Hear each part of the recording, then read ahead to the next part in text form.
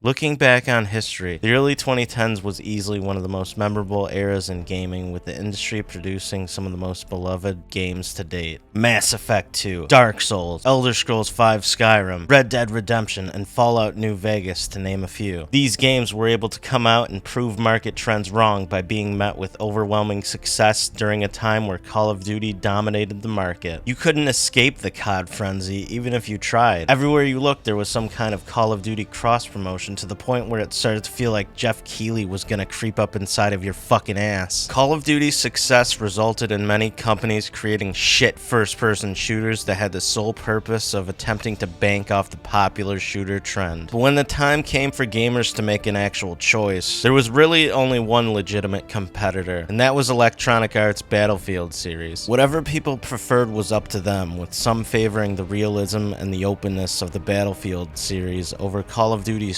smaller size maps, which resulted in a faster style as you could get back into the action quicker after respawning. Examining this shit now, Call of Duty vs. Battlefield was basically the video game version of the Cola Wars, where Pepsi and Coca-Cola went at it for decades. The product that consumers chose was based on personal taste, but the reality was that Coca-Cola had dominated the market share, similar to how Call of Duty had been the more popular option when it came to a mainstream audience. And even though there was fierce competition with loyal fan bases for each franchise, there was always room for more consumer choice. A video game equivalent of RC Cola, if you will. One of those options, my friends, is none other than the 2011 first-person shooter Homefront. Developed by the now defunct Chaos Studios and published by THQ before they became a lifeless husk of a mangled corpse, Homefront was a game that had the potential to squeeze its way into an already abundant market full of copycats, with an interesting premise that had the potential to become a legitimate alternative to the more mainstream Call of Duty and Battlefield games. A single-player experience with high-octane action that could be compared to the old-school, over-the-top cinematic-style stories of the now-past Call of Duty games, and a multiplayer containing elements similar to Battlefield. This was a game that was primed with intrigue and destined for success. When you look at it like that, there was no way that anything could go wrong for Homefront. The game starts out with a strong opening, too, as you're taken captive by soldiers and then placed on a bus where you get to see the state of the disheveled Montrose, Colorado right before your eyes. It's a very strong opening and sets a good stage for a setting that was somewhat unique at the time. Keep in mind, Call of Duty Ghosts didn't happen until 2 years later, so comparatively speaking, Homefront did something different enough to stand out by creating a strong atmosphere. Unfortunately, the game is ruined by some of the most fucked up shit imaginable that takes you straight out of the immersion built up in the opening parts of the game. And looking back on Homefront in the year 2022, it's easy to point out a lot of the game's flaws. Don't get me wrong, the game's fucking ass, but it's got character. It's an absolute mess filled with some of the most absurd shit that I've seen in quite a while. Take, for example, the amount of in-game advertising. This fucking shit gives EA a run for their money with the amount of promotion going on. White Castle, Full Throttle energy drinks, and even fucking Hooters make appearances. It didn't take long before I was completely enamored by this shit, to the point where I started running around with a Google page open just to look up and see what kinds of other shit was a real-life product or service. And then you have the characters of Homefront themselves. I don't know if I could say that it's because of the writing or what, but there's some fucking crazy fucks. Over the course of the game's short 4-hour campaign, you get to watch as they constantly punch and kick open doors as if the concept of turning a knob escaped them long ago. When you add this sort of shit to the absurd reactions of the characters, it constantly makes you say to yourself, what the fuck did I just witness? Sadly, the B-tier hilarity of Homefront isn't enough to keep it from running dry pretty quickly. During the 2 playthroughs that I went through in order to compile all the footage to make this video, some of the most random bullshit things started to stand out to me, to the point where it felt like I was starting to lose my fucking mind. This isn't something that's exclusive to Homefront, but it does feel like it stands out more here due to the short length of the game. This is something that I've dubbed the door problem. I honestly don't understand why the fuck some games have you play as characters who seem like they're allergic to opening doors. Not only that, there was a few other instances where I found myself nonchalantly humping invisible walls and staring as other NPCs would pulse through your character like ghosts performing actions until the game decided that it was your turn to climb a ladder or crawl under a fence or really do anything at all. It started to feel like the player character had to learn how to do a task by watching someone else. It's fucking weird and becomes downright annoying. If you can look past all of this nitpicky nitpicky shit, you're left with a game that contains some of the most boring fucking sections that I've personally ever experienced. And you really wouldn't think that with the amount of action going on. You think that the game would be entertaining the entire way through, right?